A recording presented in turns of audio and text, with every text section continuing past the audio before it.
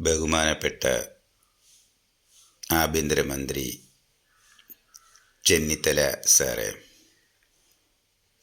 തുടക്കമൊക്കെ നന്നായിരുന്നു. പക്ഷേ ഇത് താങ്കളുടെ ഒരു ക്രൂര വിനോദമായിപ്പോയി.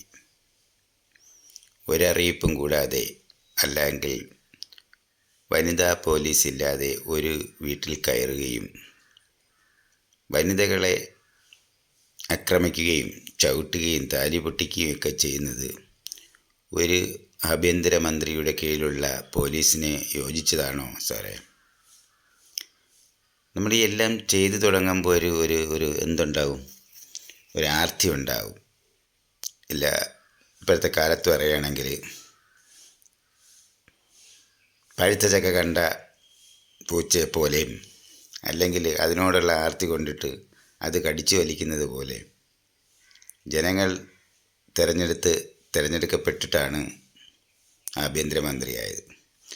അപ്പം അതിൻ്റെ ഒരു വില കാണിക്കണമായിരുന്നു. എല്ലാവരും ഇപ്പം പുതിയ തൂഫാൻ രീതിയുമായി മുന്നോട്ട് വന്നപ്പോൾ എല്ലാവരും കൈയടിച്ചു.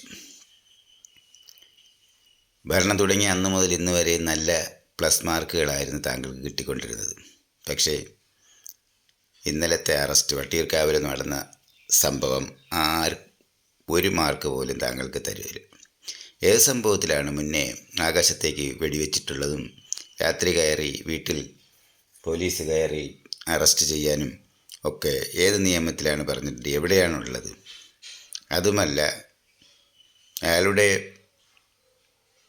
മേൽ ചുമത്തിയിട്ടുള്ള കേസുകളുടെ ഒരു രേഖകൾ പോലും നിങ്ങൾക്ക് ആർക്കും തന്നെ പുറത്തു കൊണ്ടുവരാൻ കഴിഞ്ഞിട്ടില്ല.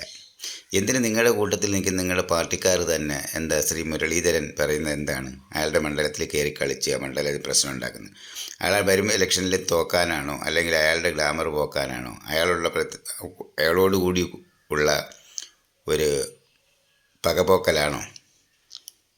രാഷ്ട്രീയത്തിൽ പിടിച്ചു കയറ്റി കൊണ്ടുവന്ന മുരളീധരൻ്റെ അച്ഛൻ കെ കരുണാകരൻ സാറാണ്. അതൊരിക്കലും മറക്കണ്ട.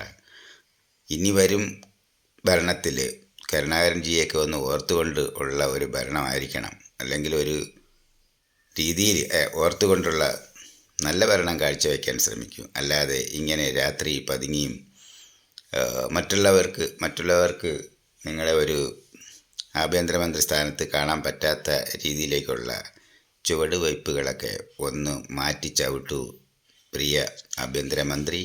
വരും ദിവസങ്ങളിൽ നല്ലത് വരട്ടെ എന്ന് ആശിക്കുന്നു. നന്ദി.